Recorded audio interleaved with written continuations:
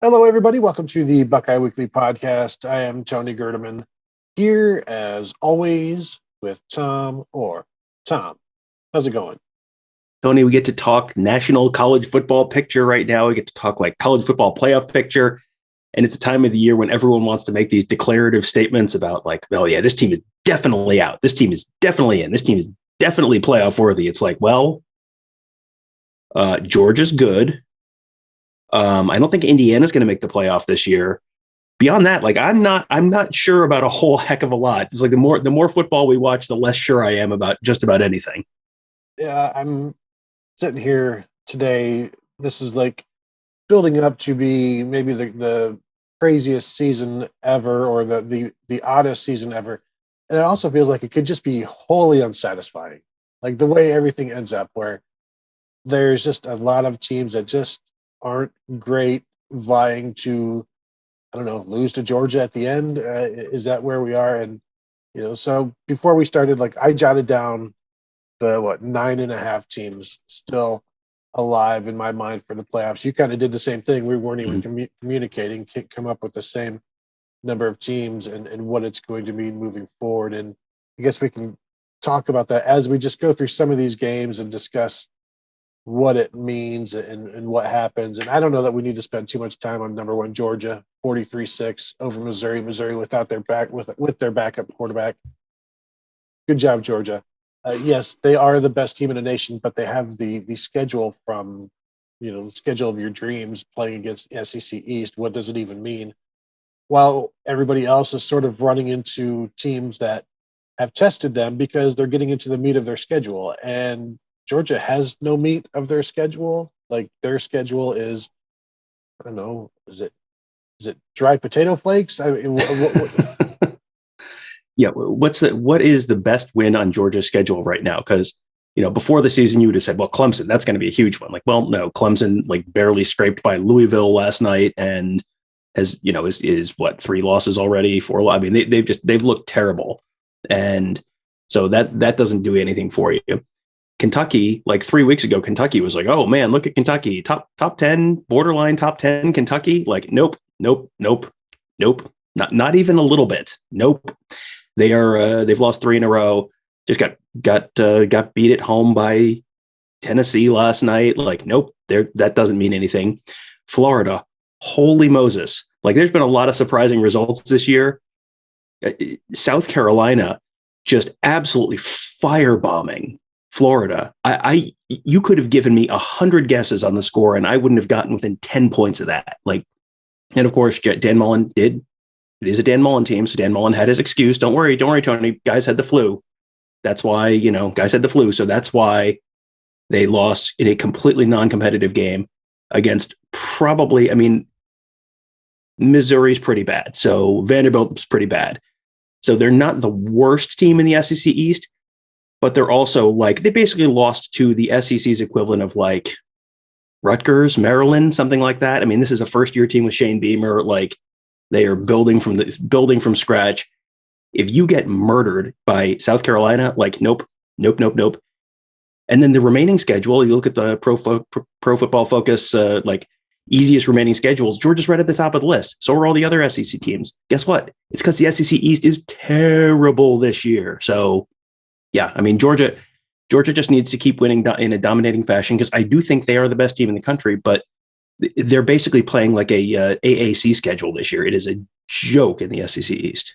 Yeah, South Carolina might be the third worst SEC East team, but they're also probably the third worst SEC team because the East is so bad. You do have Georgia's best win would be the Auburn win. Auburn, who just lost to Texas A&M and is probably falling out of the rankings again. I mean, like, what are we doing here? Team. Yeah. Absolutely. So, congratulations to Georgia. The game that everybody was watching last night was number 2 Alabama holding on for dear life against an LSU team. Alabama wins 20-14. I say holding on for dear life to win this game, but I also picture like LSU holding on, but at the same time pulling up their own fingers in order to let themselves drop from a cliff. It's like, no, you're not supposed to do that. Like other people are supposed to pry your fingers off the cliff. Don't you do it. And you're watching this and it's like, well, you know what? This has been a very crazy season. So maybe in this fourth quarter, something crazy can happen. And crazy stuff still happens. Like Bryce Young fumbles with 3 minutes to go and LSU has a chance. And it's like, I don't know if it's going to be this crazy though, because LSU, when they absolutely need something offensively, they don't look like they know what they're doing. Max Johnson, the quarterback, every time I've seen him this year, he has not looked good.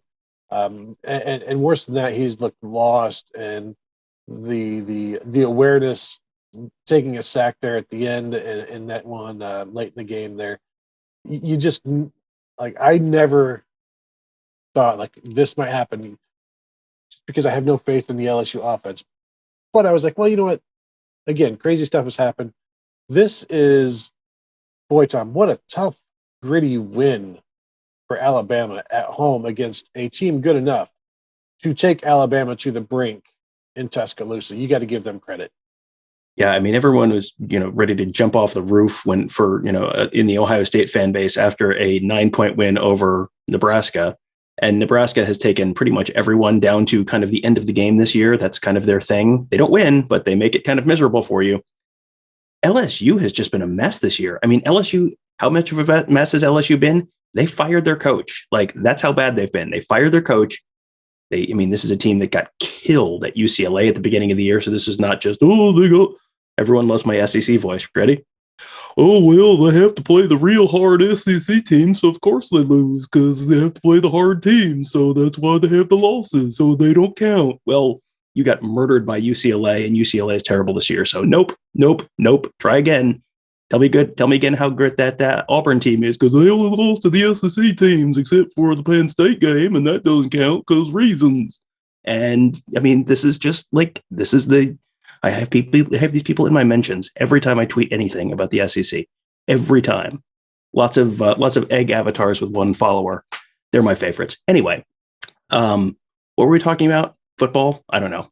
We were talking about LSU's big win over Florida, 49-42. Oh, sure. Yeah, that one is really holding up well. That one, I mean, that's really your tentpole. Your tentpole win for the season. Beating a team. Speaking of teams that are going to fire their coach this year, yeah, it is. I mean, LSU has not been great this year. I mean, Florida's been bad this year. Kentucky's been bad this year. Texas A&M looked like terrible at the beginning of the year, and then they keep kind of like squeaking out these wins. And I mean, they beat Auburn somewhat comfortably, but it was another one that was a little misleading because it was close, and then they got a late defensive score to kind of pull away. It's just, and I mean, we're going to talk about Texas A&M. You mentioned 9.5. Texas A&M, who lost 2 games early and barely squeaked by Colorado 10-7 earlier in the year. Texas A&M is the end a half on the 9.5 teams that we're going to be talking about. Like, what? So, yeah, it just seems like there's a lot of like, yeah, I mean, everyone's like kind of okay, but not great. Like, everybody's flawed this year. Everybody is flawed.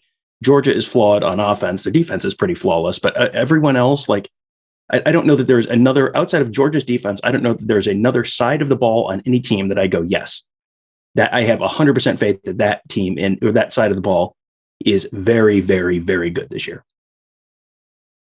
I am interested to see what happens with Alabama when we talk on Tuesday, when we have our live show covering the reveal of the rankings. I'm going to assume they're still at 2 because, hey, they didn't lose. Not that losses actually matter, of course, to Alabama, but they did win. So, boy, howdy, and look what a win. Let's move to Michigan State, who is on the verge of being out. They are still in it. They do still play at Ohio State. They win that one, and then they beat Penn State. They're very much in it. They will have to make sure they don't trip up against Maryland this coming week. But losing at Purdue 40-29, Purdue really just took it to them. David Bell, 11 catches, 217 yards. Aiden O'Connell, quarterback, 40-54 for 536 yards, 3 touchdowns. Kenneth Walker did his thing, 23 for 146, but was held, I don't want to say in check, but the Michigan State offense as a whole, they were stopped pretty effectively enough, I should say, by Purdue. And this one was something that, everybody was like, hey, watch out. is it really a trap game if everybody is like, this is a trap game? I think this was just, what was Michigan State favored by? Maybe like 3 or something. It was 3, 3 points. Yep. 3 points. So everybody was aware that this could happen. And Purdue led, I think 20, may have been 21-7 at one point, and then it was 21-14 at the half, and then threw another 10 points in the third quarter, and just eventually kept Michigan State at arm's reach and built up their confidence and never went away from David Bell. And as we've seen, if you just keep going to David Bell, good things are going to happen. CC Ohio State secondary next week. But yeah, so Purdue, big win. They should show up in the rankings at this point. Very, I don't know, 22 or something like that. But good win for them as they head to Ohio State. Michigan State going to have to pick themselves up really quickly now and turn things around if they want to continue on. I mean, still no losses in the division.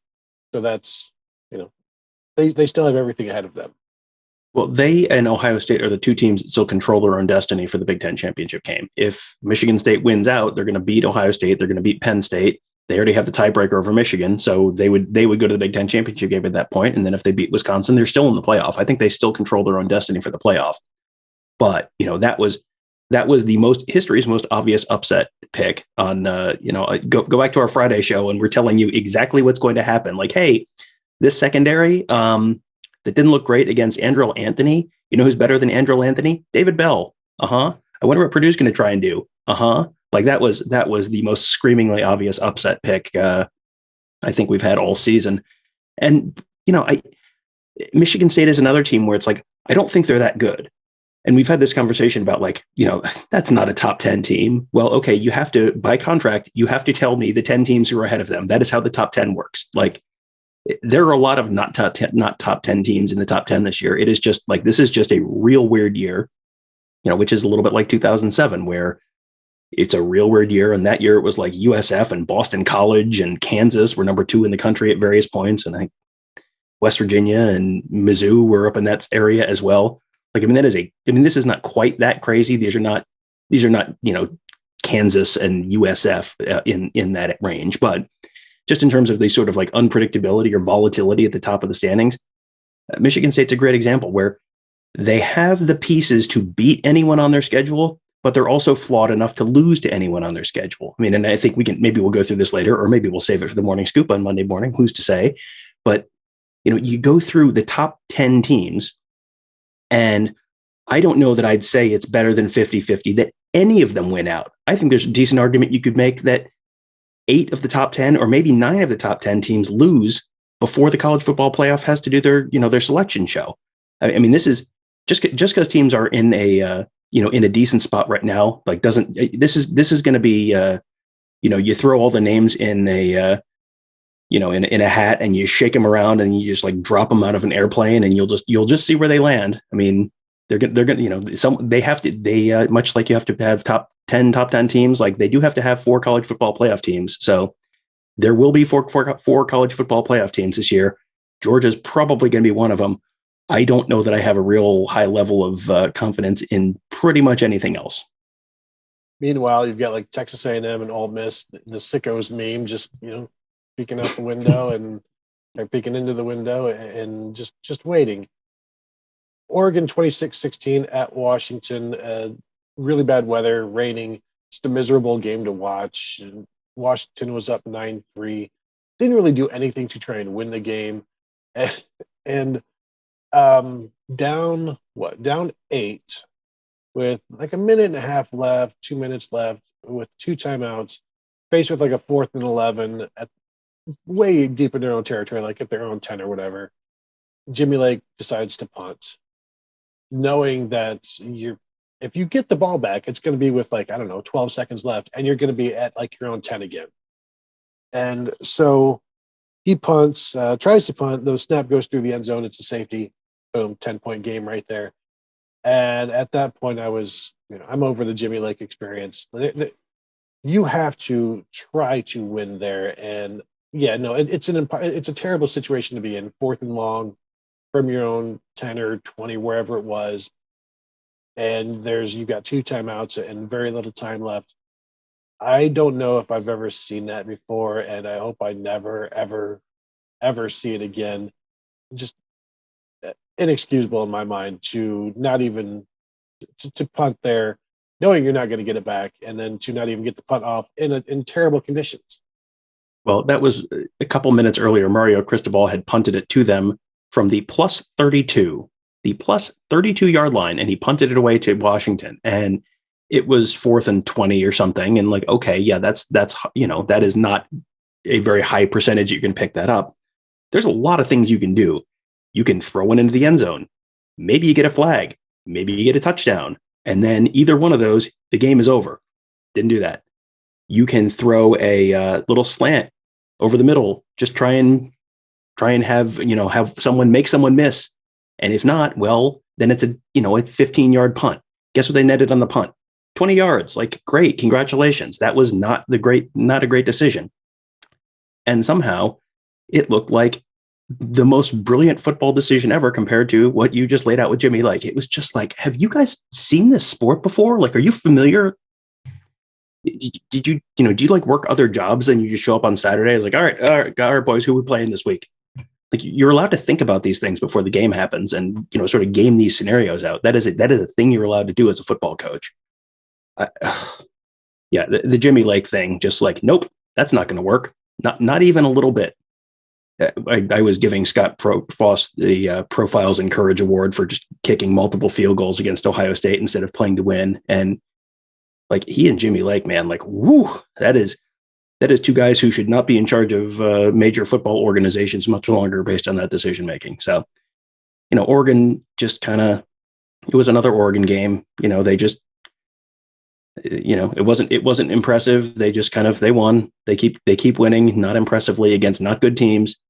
Their resume got a little worse. Ohio State is still, obviously the only thing holding their resume up.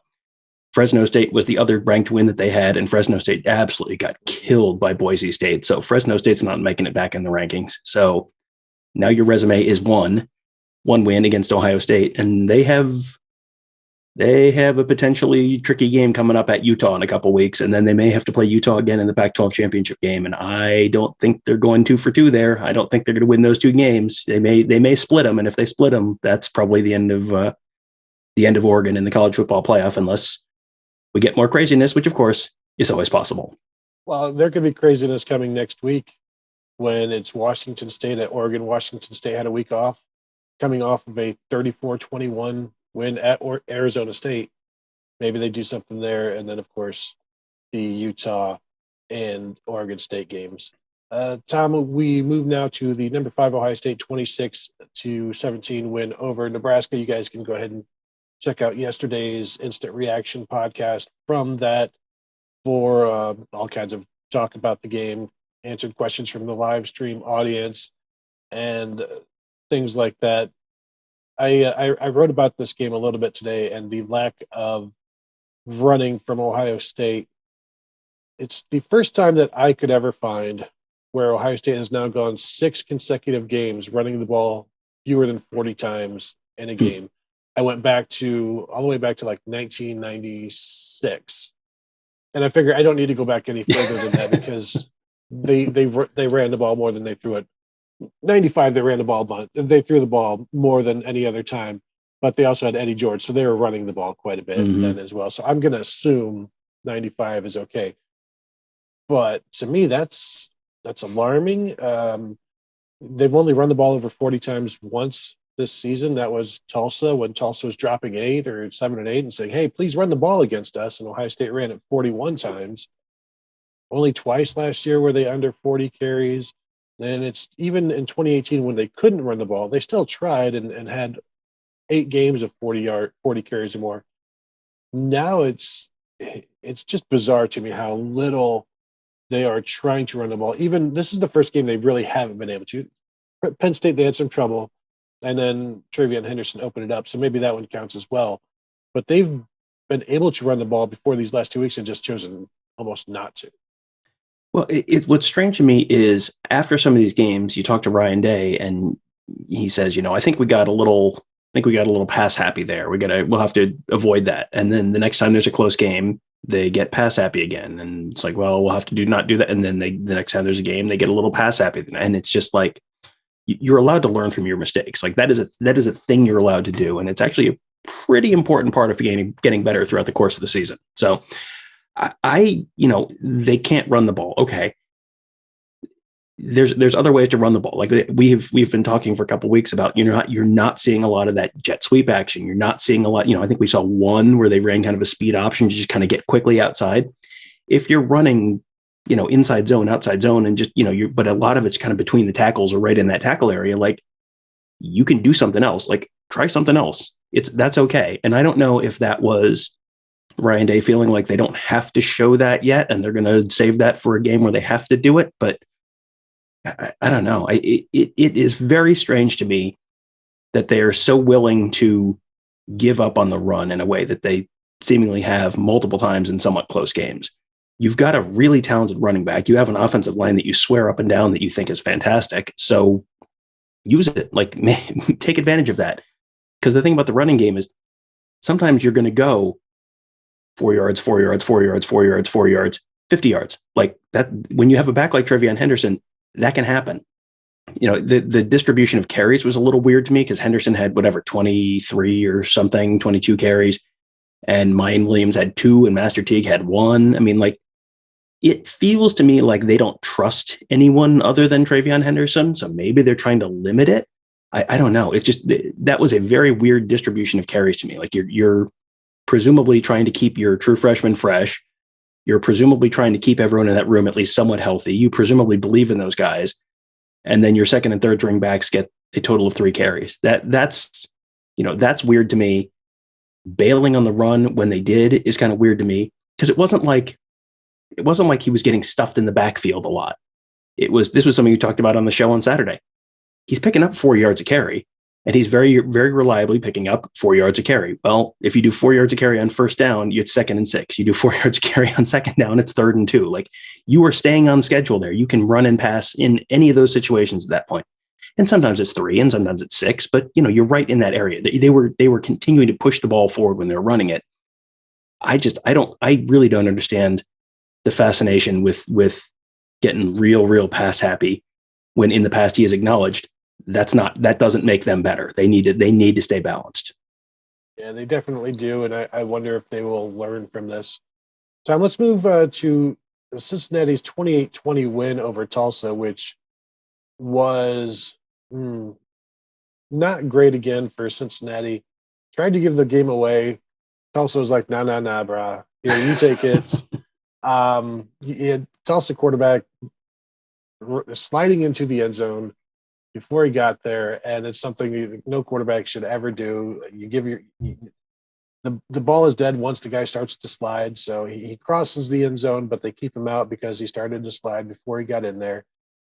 Then later on, they fumble the ball into the end zone. I think after Desmond Ridder gave them the ball back.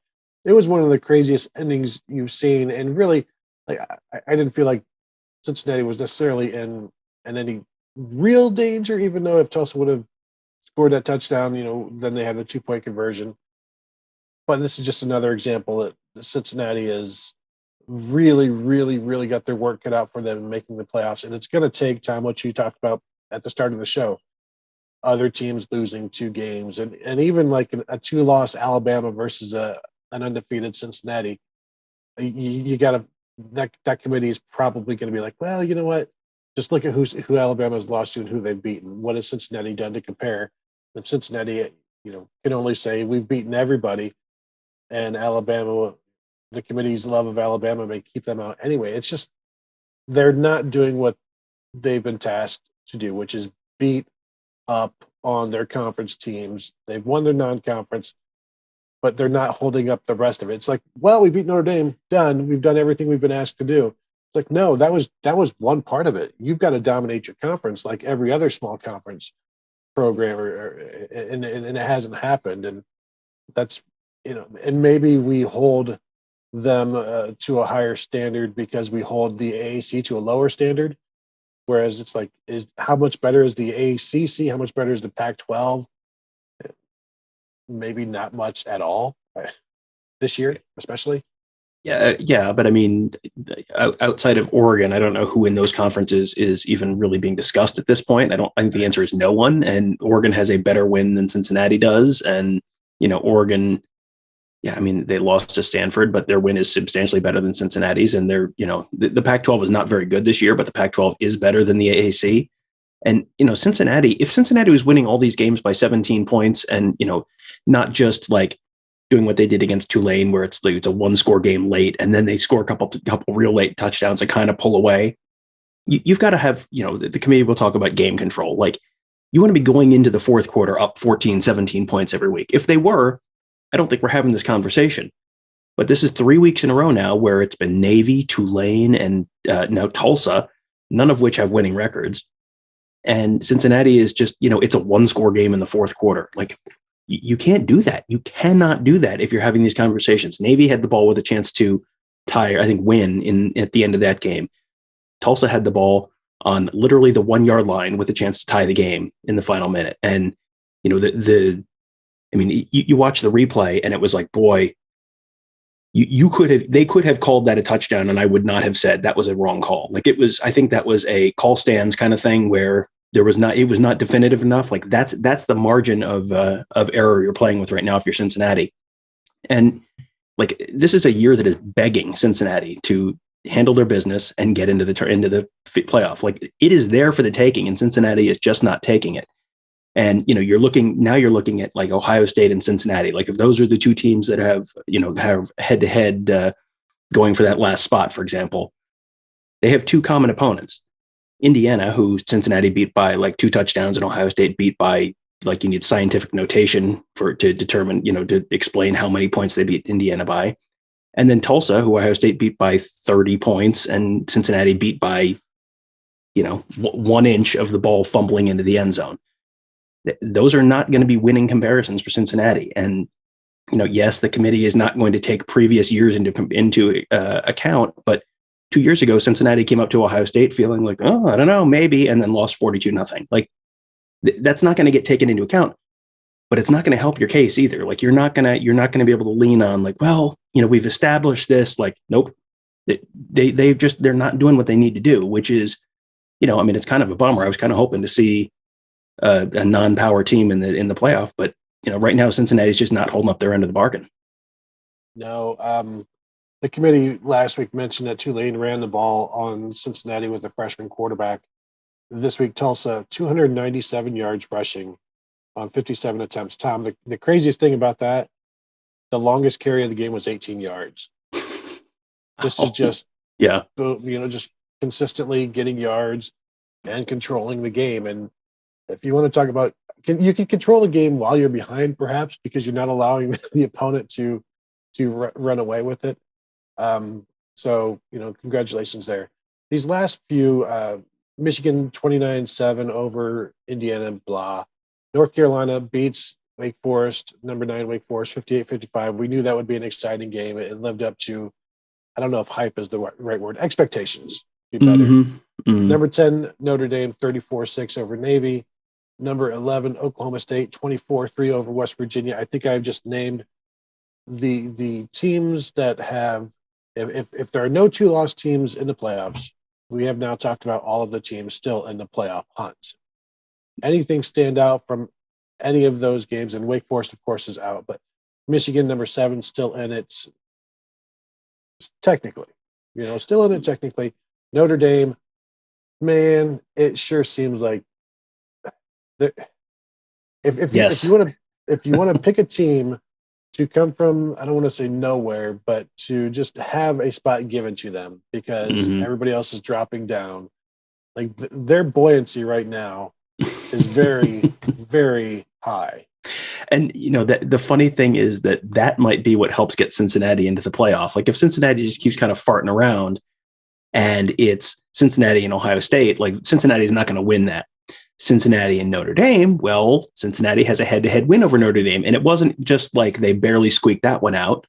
They were up 17-0 on Notre Dame in the first half of that game. I mean, they hit a pretty good, handle on that game from start to finish. Notre Dame's remaining schedule at Virginia, Georgia Tech, and at Stanford. and you go backwards on Notre Dame's schedule, it's like, that's not much. They must have played all their good opponents earlier. It's like, no, actually, no. They played their good opponent and they lost at home to Cincinnati. I mean, Notre Dame's resume is going to be like, it is just like the sad trombone, like the fail horn from The Price is Right. It's like, what's Notre Dame's record? Boom, boom, boom, whoa. Who's their best opponent? Nope, no, okay. But if all these other teams keep losing because they're playing actual tough teams down the stretch, it's possible Notre Dame kind of sneaks in there. That, you go through the top 10, and we didn't mention Oklahoma because Oklahoma didn't play this week, so that's why we didn't mention Oklahoma. But you go through the schedules of all the teams ahead of them. Even Georgia, Georgia could lose at Tennessee. I mean, Tennessee has had a good offense. I don't expect them to, but that could at least be a game. They could lose to, say, Alabama in the SEC championship game. I mean, all these other teams have losable games moving forward. Like, it would not shock me if any of the teams ahead of them lost. Notre Dame, I mean, other than at Virginia, where like maybe they get outscored because Virginia has kind of a good offense this year, maybe they just get outscored there. I think Notre Dame might honestly be the team here that I have the highest, or, tied with Georgia, the highest confidence that they're going to run the table here, which is crazy, but it's just a function of there's nobody on the schedule. There's no one there, and they don't have to play in a conference championship game this year. So yeah, it would not completely shock me if it was Georgia, Cincinnati, Notre Dame, and I mean, whatever, pick a Big Ten team, pick Oregon, whatever, whoever wins the Big Ten, maybe. I mean, Oklahoma, maybe, if Oklahoma somehow runs the table. I don't think Oklahoma runs the table, but it's possible that the Big Ten just beats each other up the next couple of weeks and everyone has a couple, another loss or two. It's possible Oregon loses to Utah. I mean, like, there is a way that Cincinnati and Notre Dame are both in the playoff this year. And, it's the middle of November at this point, and that's completely crazy because Notre Dame's resume again is like, they're an SEC team. Their best win is a good loss. Like, great, good job. You hung with Cincinnati, but this is going to be wild because I think literally anyone in the top 10 could lose at least one more game, and it wouldn't shock me if all 10 teams lost one game moving forward. Well, and Notre Dame's best win could be Big Ten champion Wisconsin. Wisconsin will jump into the rankings this week. They beat Wisconsin 41-13. We know that was a much closer game than the score ended up. But if Wisconsin beats Ohio State or Michigan in that Big Ten championship game, that knocks out the Big Ten for Cincinnati and Notre Dame both. It gives Notre Dame a quality win to move up with Cincinnati. And is it enough to keep out a one-loss Oklahoma Big 12 champ? They lose one game to Oklahoma State and beat them in a Big 12 championship game. I don't know, and I don't.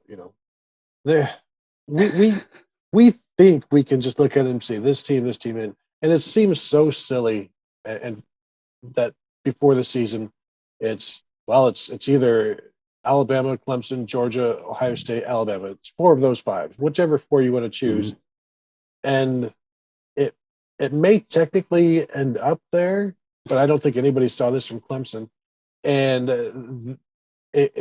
I would be pretty shocked at this point if it's four of those four teams make it, because they would, I don't want to say get lucky, but have to play better than they have been and hope nothing else happens to screw things up.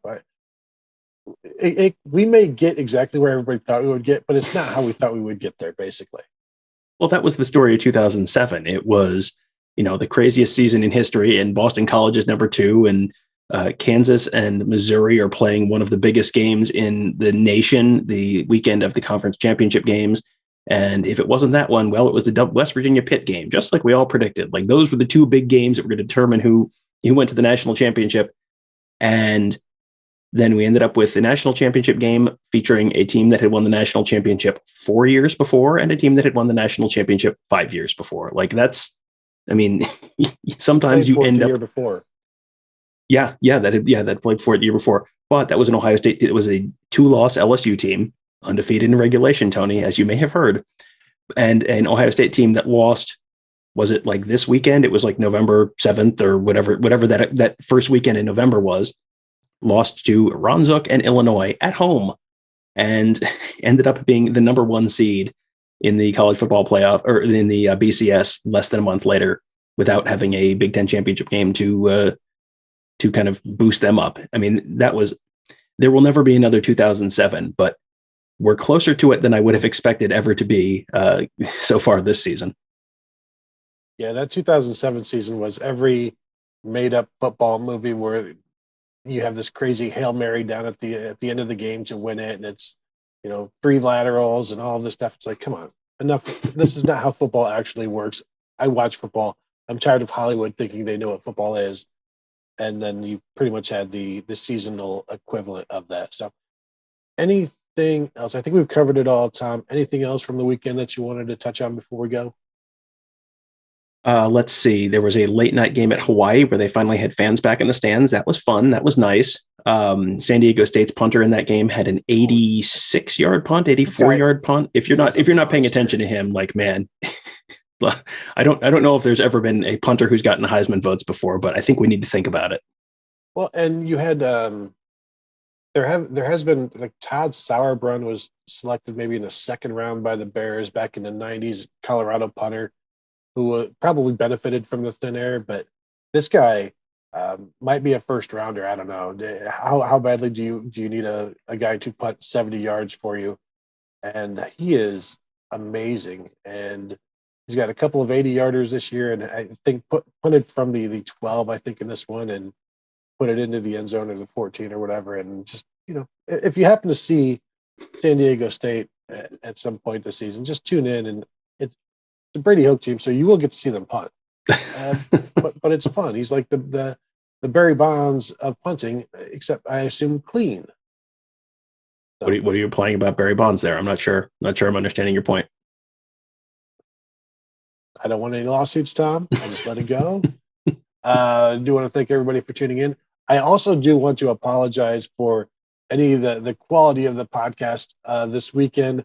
I lost a computer. I know where it is. It stopped. I can't turn it on anymore. My old computer does not like Zoom, so I'm having to do Zooms through the phone and talking into my headphones. I promise I'm going to be out looking for a new computer today. Hopefully this is all remedied. I thank you guys for your patience during this difficult time. I appreciate that. I know that we're trying to improve the quality of me, and it's a work in progress for a lot of years. So I do thank you for bearing with us on that one. So, Tom, I see you got something to say. Well, I do like the fact that you're apologizing for poor audio quality on this show, which is known for poor audio quality. And also, when you apologize for the quality of this podcast, it's like, well, you could mean that in several different ways. In this case, just how the audio sounds. Yes, just this time. We'll apologize for other stuff when the time arises, and it will. But I want to thank you all for tuning in. As always, find us on YouTube at youtube.com/Buckeye Scoop. Click the notification bell. You'll get notified when we go live. If you would rather listen to this, the audio version is on all of your podcast platforms. Just search for the Buckeye Weekly Podcast, and you will find it there. So thank you all for tuning in, and we will talk to you guys later.